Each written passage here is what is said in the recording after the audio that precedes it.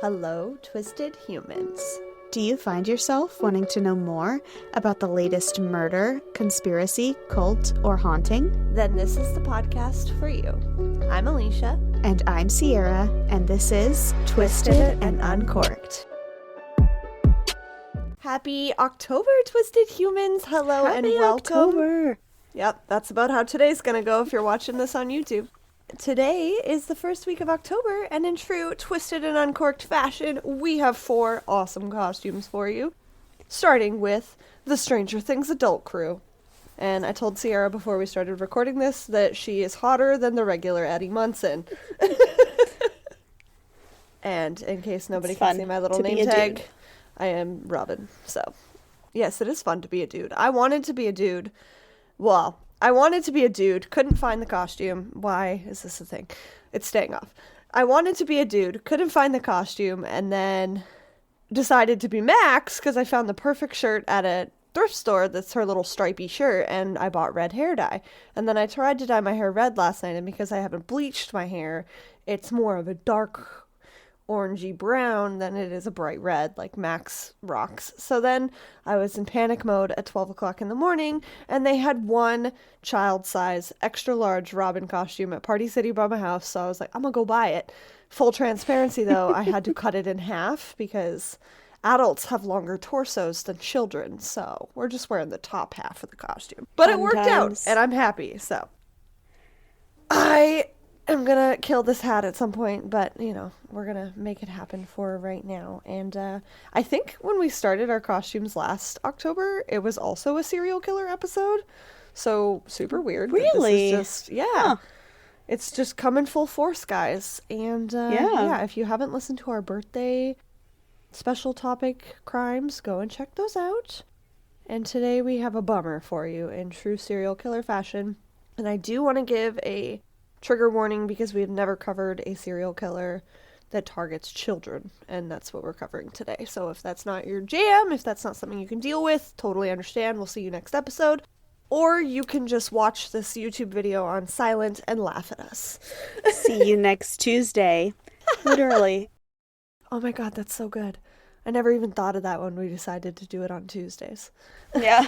I just thought Twisted Tuesdays. So yeah, before we get into that, Sierra, do you have a fun fact for me? Sorry. I do. I apologize. Eddie Munson, do you have a fun fact for me? My fun fact is sort of a witchy tip. I know last week in our sangria, I talked about how cinnamon has its own little magical properties. I don't remember if I ever found them. I think we just looked them up. But overall abundance is the main theme there. But there's a lot of things for this pumpkin spice hot coffee season coming in. A lot of flavors that you can add into your coffee with magic. So vanilla has a magical property of love or attraction.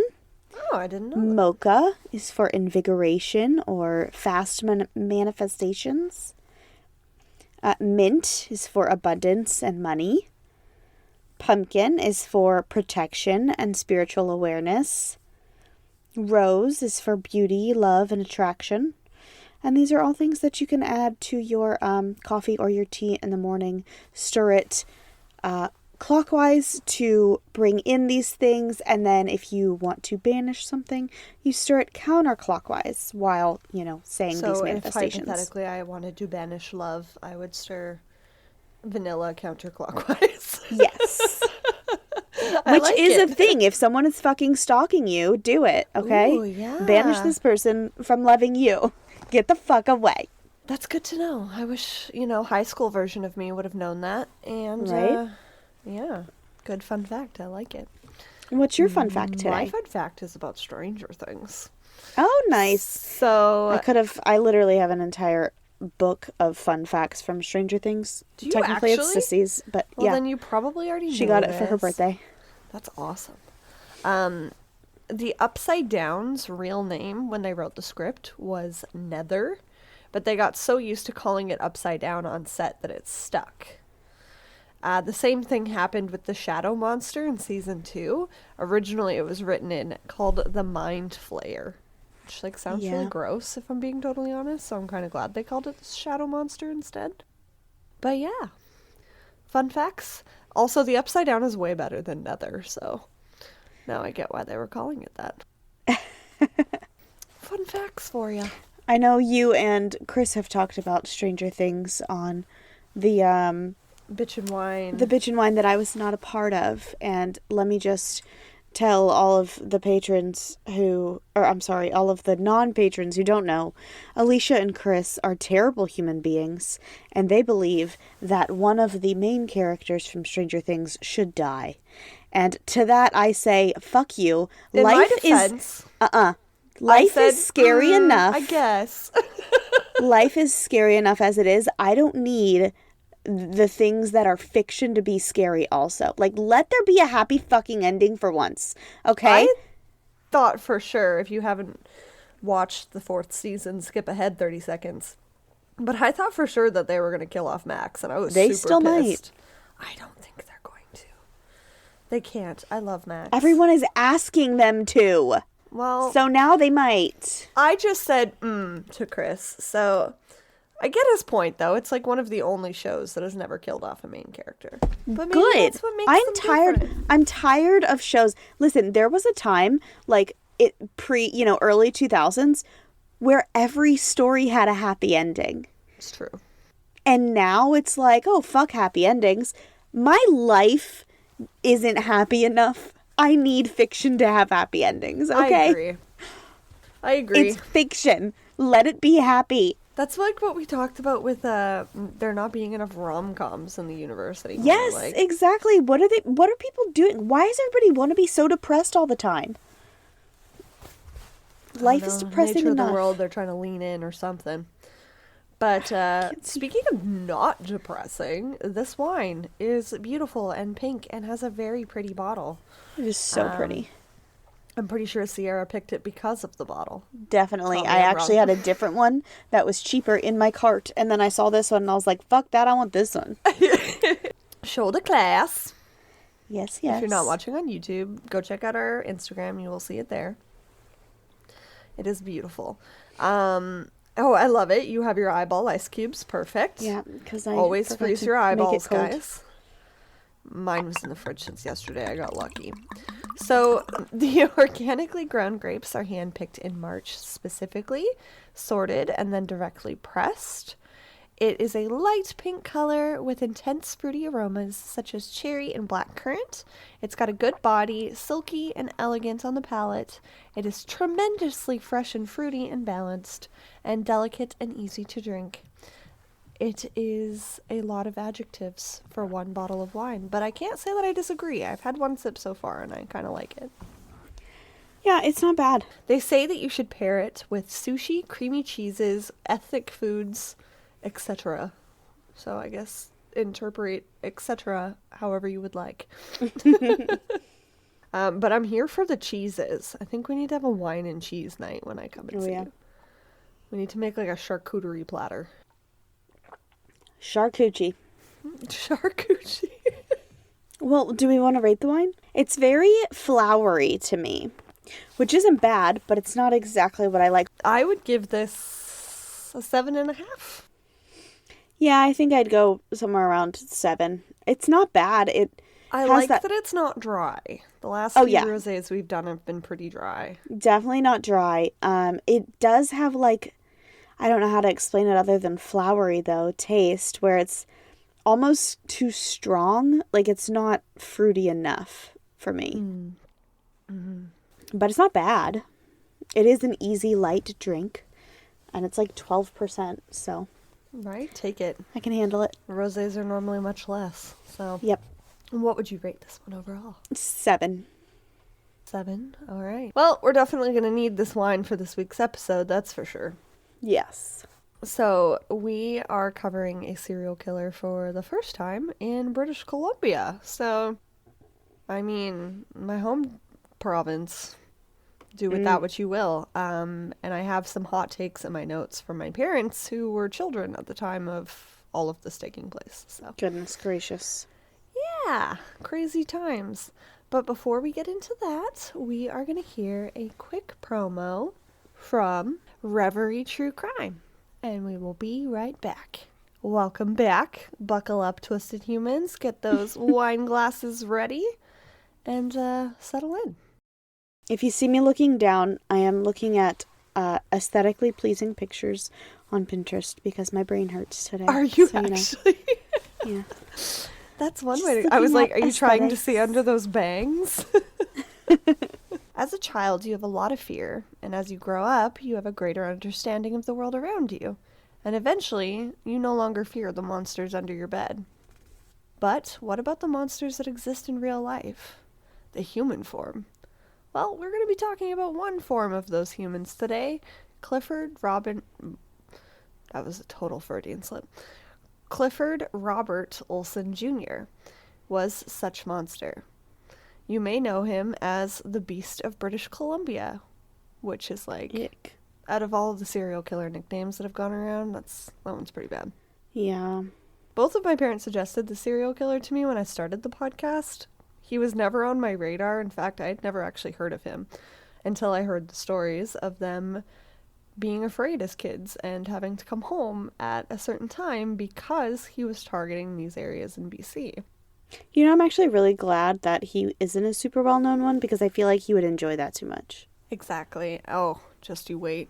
Yeah. We hate him extra because you'll get into it in part 2. So overall, he killed 11 victims. It was usually in the suburbs and backcountry roads in and around his home of Vancouver, British Columbia. He targeted teens of both sexes, drugged them, and either stabbed them, bludgeoned them, or strangled them. Jesus. I like that you're looking at aesthetically pleasing pictures, because you're going to need it. I'm trying. On January 1st, 1940, Clifford Olsen was born to Clifford Sr. and Leona. He was their firstborn, and World War II was in full force. His dad was away from home often, assisting in the war efforts, and his mom was a full-time house cleaner. She would bring Clifford to work with her each day and make sure that she gave him as much attention as possible. Maybe too much attention. And he was described as spoiled. Well, my kids are described as spoiled too. Well, exception to the serial killer rule, he didn't experience any trauma or problematic, upbringing. So, I think was your nature, children not are good. nurture. Yeah, exactly. Lots of attention-seeking behavior in school, and one such trait was a narcissistic personality disorder. He would act off in class on purpose, cause fights, and then blame others for his own failings. Nothing was ever his fault. At 10 years old, he started skipping school and would scam people by picking fruit in the neighborhood and then selling it to people.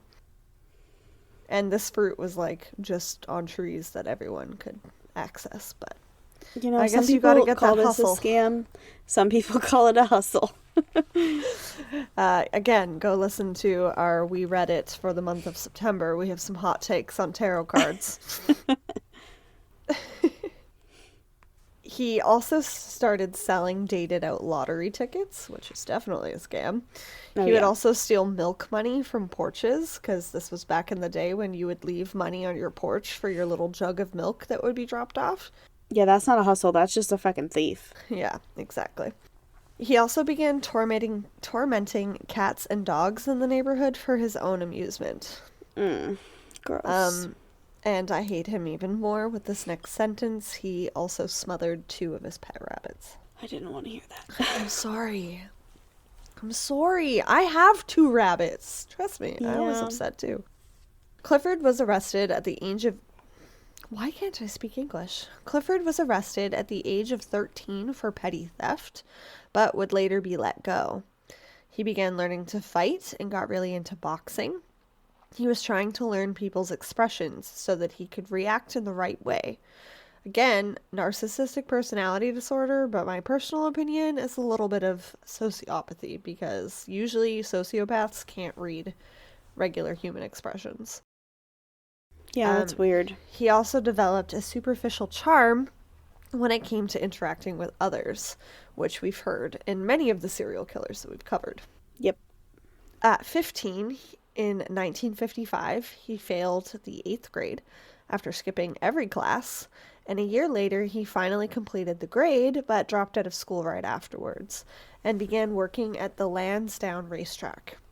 He took up gambling with his paychecks, and he would pickpocket many of the visitors and steal from the till as well. Ugh. So he sucks. He's only 15, and he really sucks. Yeah. In 1957, when he was 17 years old, he broke into a woodworking factory after hours and began rifling through everything, looking for anything that he could steal or resell or pocket for his own use. A couple walking by the shop noticed him and called the RCMP. When they showed up, they instructed him to exit the building calmly, but instead he went running out the back door. He was caught relatively quickly and convicted for breaking and entering and sent back to jail for the first time. Oh, wow. He wasn't shot? No, because this is Canada. We joke, but we don't joke. Yeah. His family gave up hopes of rehabilitation, and they couldn't control him anymore. His parents really just felt hopeless, because throughout all of this, they were still trying to be parents. Mm-hmm. But he made it extremely hard. The jail that he was sent to was a minimum security prison, because he was only 17. But the focus was on rehabilitating the inmates, which is, again, unheard of. He managed to convince 2 of the other inmates to break out with him when the guards weren't looking. They dashed out the front door and ran towards the Fraser River before stealing... The front door! I know.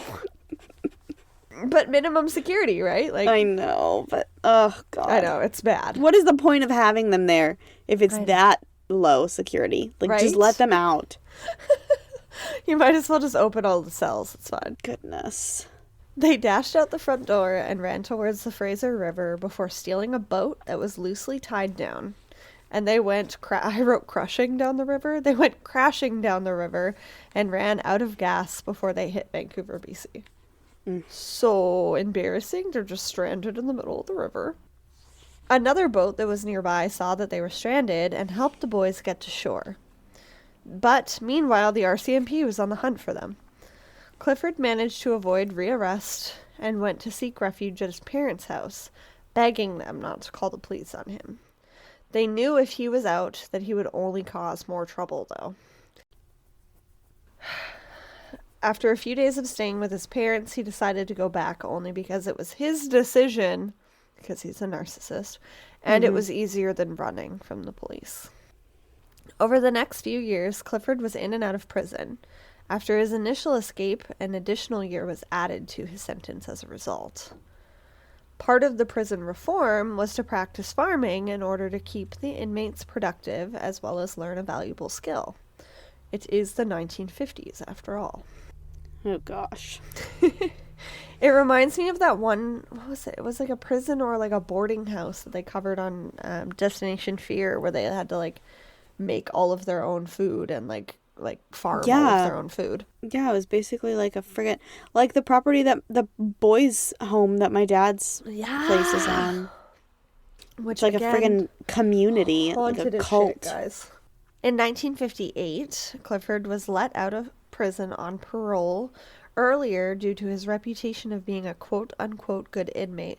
Which I'm like, what does that even mean? Because he escaped before this. So is that good behavior? I don't understand. He was able to manipulate the people around him easily, and he was able to make friends with the guards and other inmates. Much to everyone's surprise, he was right back to his thieving and deceitful ways, and was caught defacing a grocery store 3 months after his release, and was sentenced to another year in prison. Which is like, is it worth it? Like, are you a teenage boy that like put graffiti on an overpass? Doing? Yeah. Ugh. I don't understand. One day during his sentence, in broad daylight, he went running through the yard, quickly climbed over the prison fences, and made a run for it. However, they were able to catch him right away. What an idiot. So, escape attempt number 2. Yeah. He started to enjoy being the talk of the prison for this escape attempt, though, and started to see his name in headlines. I mean, some see their name in lights and be famous, but this is just another level. Like, you're going to be known for trying to escape prison? Okay, Ted Bundy. Actually, this was Ted Bundy before Ted Bundy was Ted Bundy. Yeah. So we should have been saying about Ted Bundy, okay, Clifford Olsen. Because of his many purposeful attempts to escape and fail, remember, he was putting on an act, he just wanted the attention. He was moved to a higher security prison in Prince Albert, Saskatchewan. So 2 provinces over. One afternoon, he put on civilian clothes that he had found and walked right out of the prison. So, like, how is this more secure? Oh my God. Please explain this to me. He was captured only hours after his escape, though. After a few months of good behavior, he was sent back to Ocala in Vancouver, which is the prison that he was at before, the minimum security. At the age of 22, he was released again from prison and continued right where he left off. Surprise, surprise. Mm-hmm. He went for a vacation in the U.S., and while there, he was involved in a hit and run.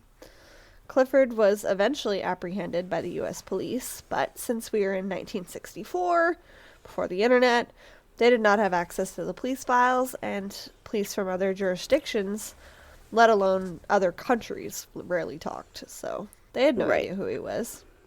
A bail was set for his release, and somehow he talked the police into letting him go and withdraw his own bail money. So he paid his own bail, but it's like, that's not really how that's supposed to work. Of course, he made a run for it and escaped back to Canada, where the RCMP were searching for him.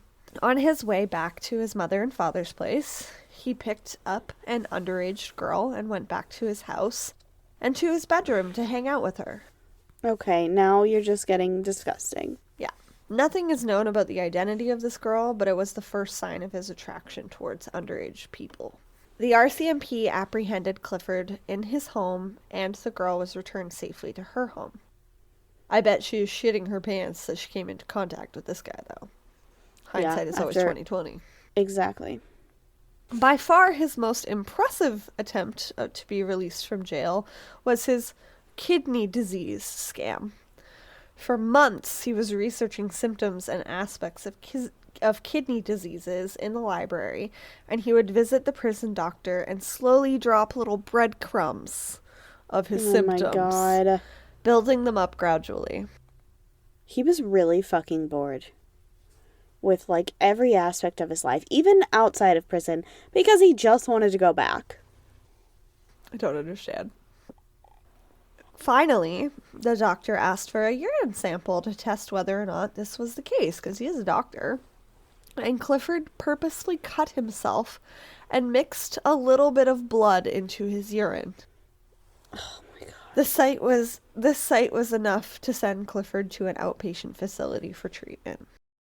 At his first opportunity that he was left unattended by the guards, he made a run for it. Clifford had made friends with an ex-con named Dave. Couldn't find Dave's last name. His name is just Dave. He stayed with him, and they wreaked havoc wherever they could, stealing and conning people. Clifford had heard of a local Safeway being known to keep thousands of dollars in the back safe, so of course he needed to make his move.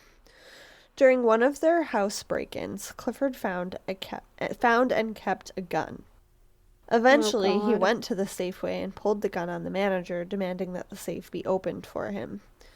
Knowing that the police were already looking for him, he became very nervous and patient, and really didn't pay attention to the bag that he grabbed from the safe, and he made a run for it back to Dave, where he was waiting in the car before speeding off. The bag that he stole contained how much money, you want to guess? $200.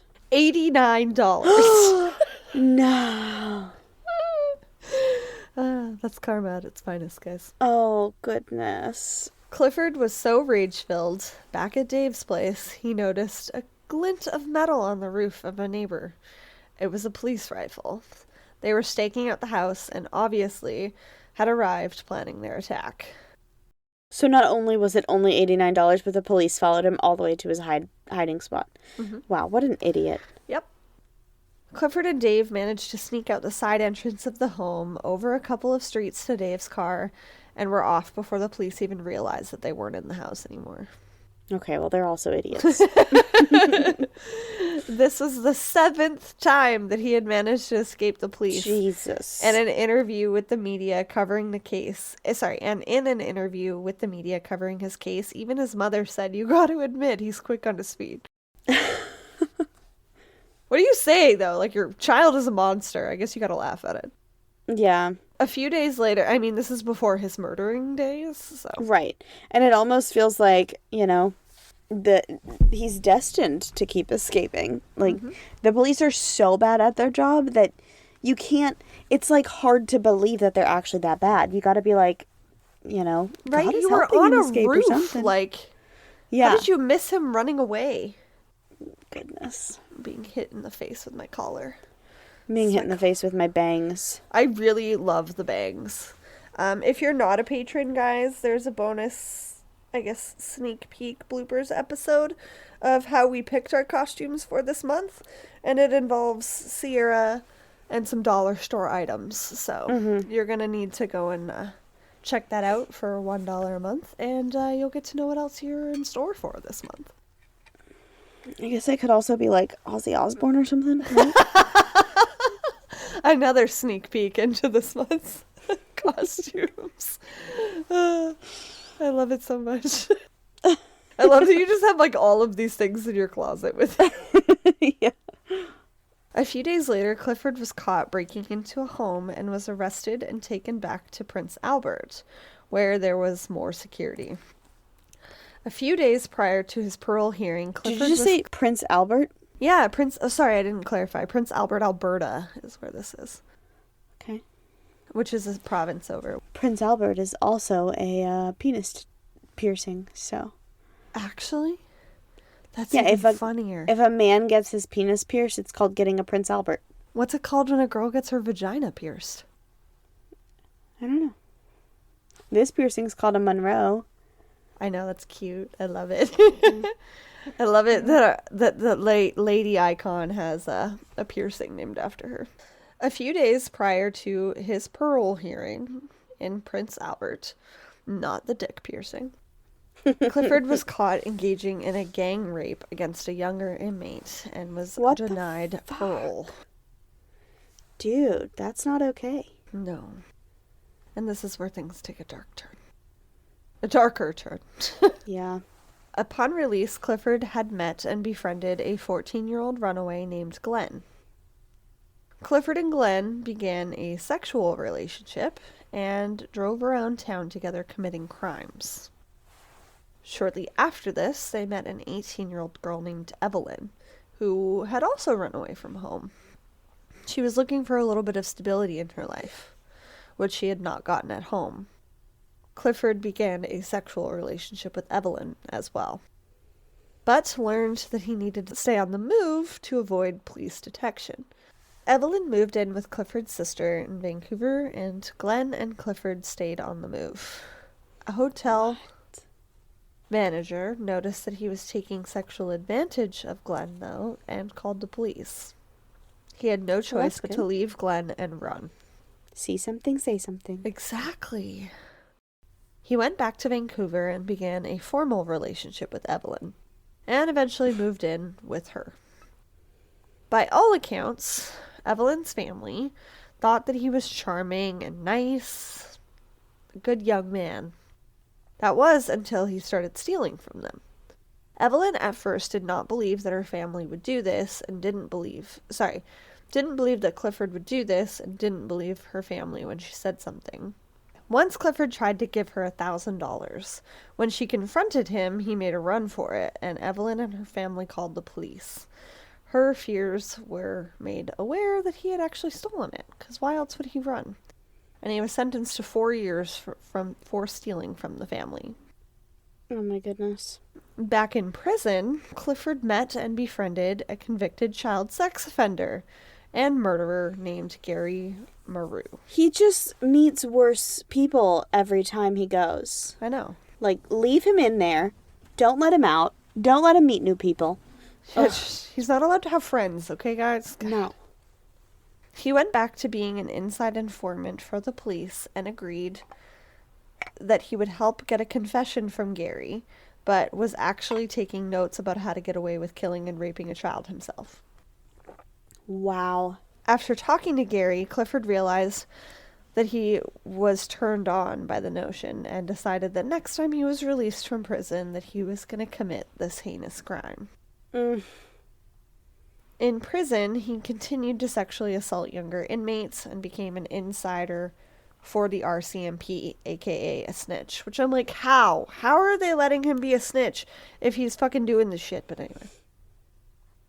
I guess if they're getting information and he's still in there, they look the other way, because prisons are toxic.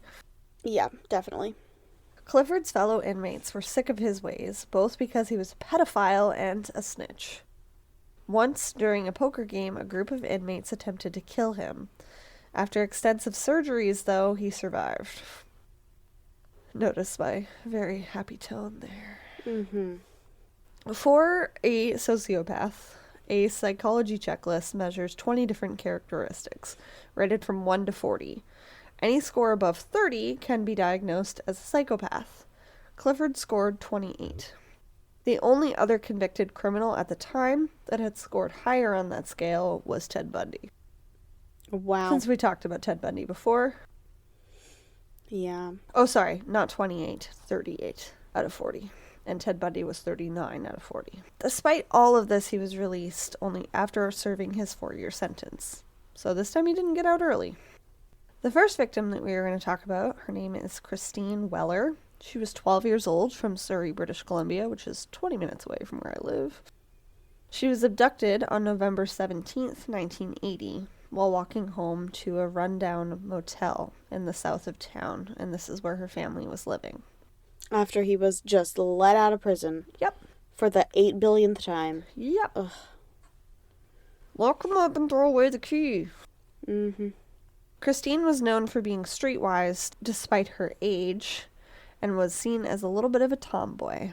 She had run away in the past, and her parents did not feel that this was an issue until a week after her disappearance, and finally reported their child as missing. After searching for her, Christine's body was found 1 month later on Christmas Day in the woods.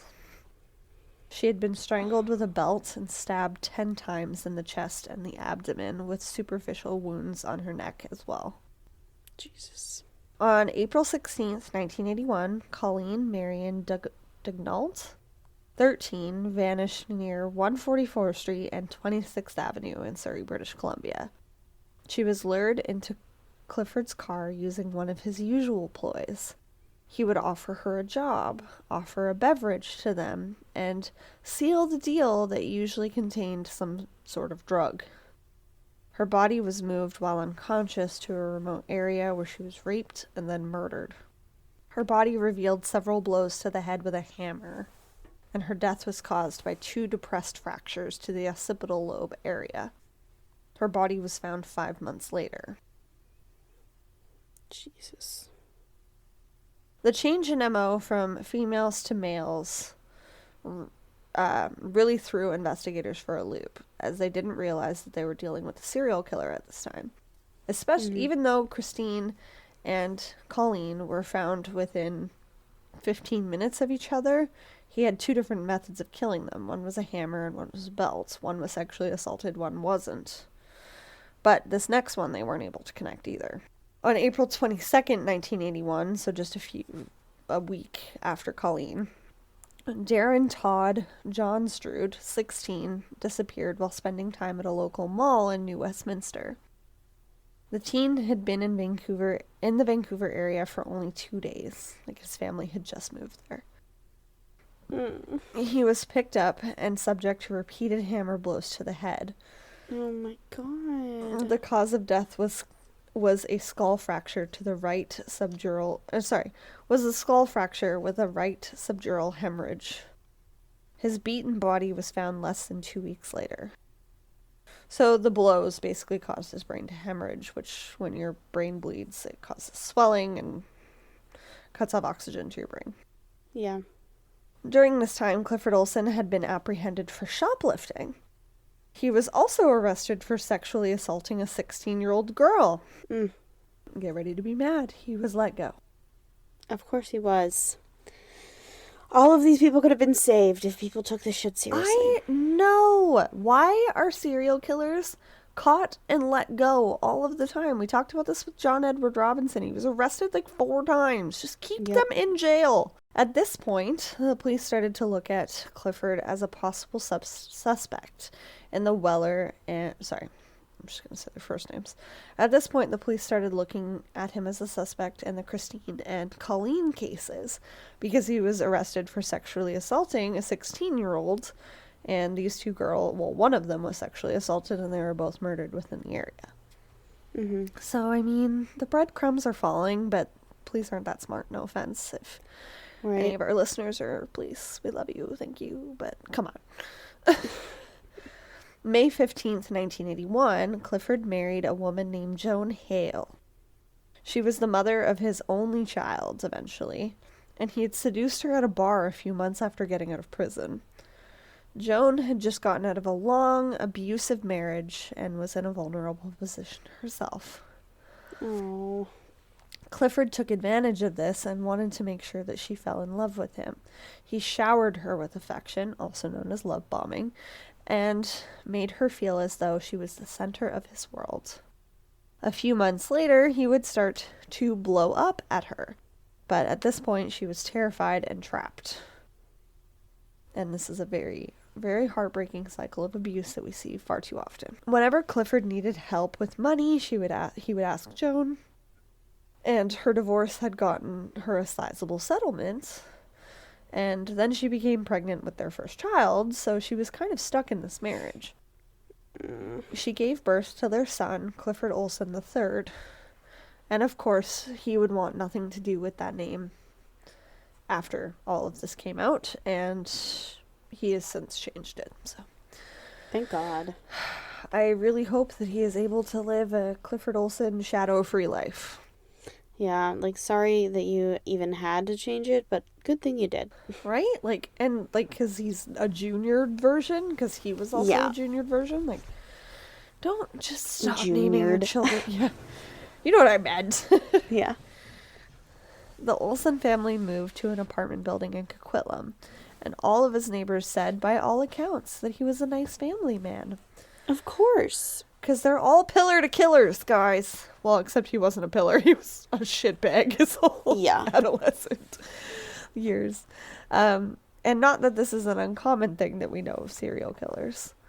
Psychopaths like Clifford Olsen are really good at manipulating people. We saw it with John Wayne Gacy, who used similar methods to also kill children. So, yep. On May 19th, 1981, 16-year-old Sandra Wolfsteiner was... Why does my fucking... Stop it! I'm hitting the down arrow and it's jumping a whole page.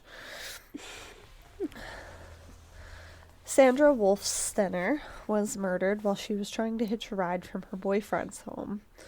And Clifford killed her in a nearby wooded area in the Chilliwack area. She was found at a bus stop in Surrey. The cause of death was said to be repeated hammer blows to the head. So he started with a belt, strangling people, and now he's sticking with the hammer. Right. Few skeletal remains were ever found, and obviously, like I said, because of the hammer blows to her skull, the cause of death was believed to be a head injury. On June 21st, 1981, 13-year-old Ada Anita Court disappeared while en route to see a friend. I also read that she was coming back from a babysitting job, so I'm not sure which is correct, so take that with what you will. Ada was picked up while walking on North Road in Coquitlam and was driven to a remote area near Weaver Lake, where she was murdered by repeated hammer blows to the head. Her skeletal remains showed depressed skull fractures, and her body was found 2 months later. And that is where we are going to leave off part 1. I'm sorry. Goodness. I just know it's going to get worse. Yeah. I mean, my chest already hurt before this recording, but it hurts even more now. It's just awful. Yeah, it's pretty bad. Yeah. But hopefully this day is not as shitty as this whole murder streak was. No, it can be a pretty good day. Today's October 4th, and today's official name is World Animal Day, which is really interesting. For good reasons. Yeah. World Animal Day was organized a very long time ago. It actually started on March 24th in 1925, and then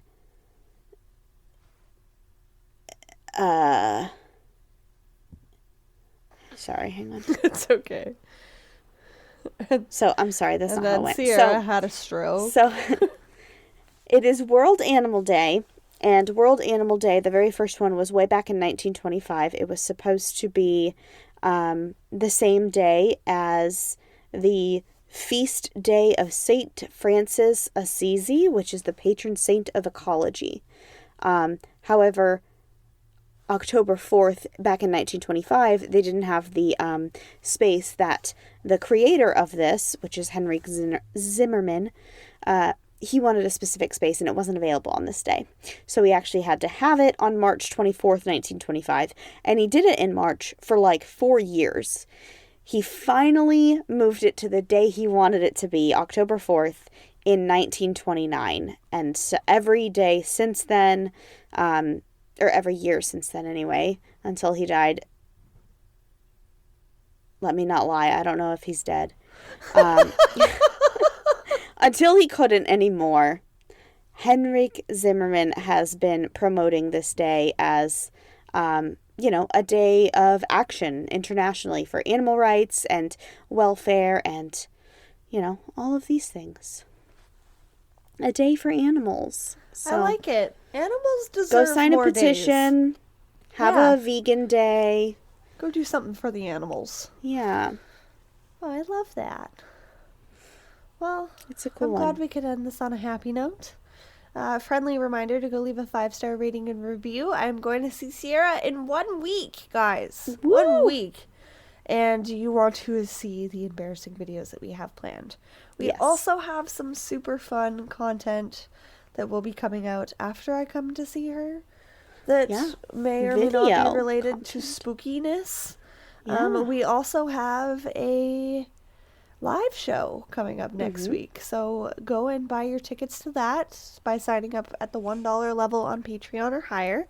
And the link will be there, and you can enjoy some Twisted content while you're there. We are super excited to interact with all of you guys. Again, we can't thank you enough for listening to our Twisted show. And we will see you next week for part 2 of this horribleness. And in the meantime, keep it twisted. Thank you for listening to Twisted and Uncorked podcast. Remember to leave a 5-star rating and review wherever you are listening now. It really is the best way to spread the word. You can also check out all of our sources and materials, as well as photos for the episode, on our website at twistedanduncorked.com. And you can follow us on social media at Twisted and Uncorked or Twisted_pod on Twitter. Thank you so much for all of your love and support, and we will see you next Tuesday for a brand new episode. Cheers!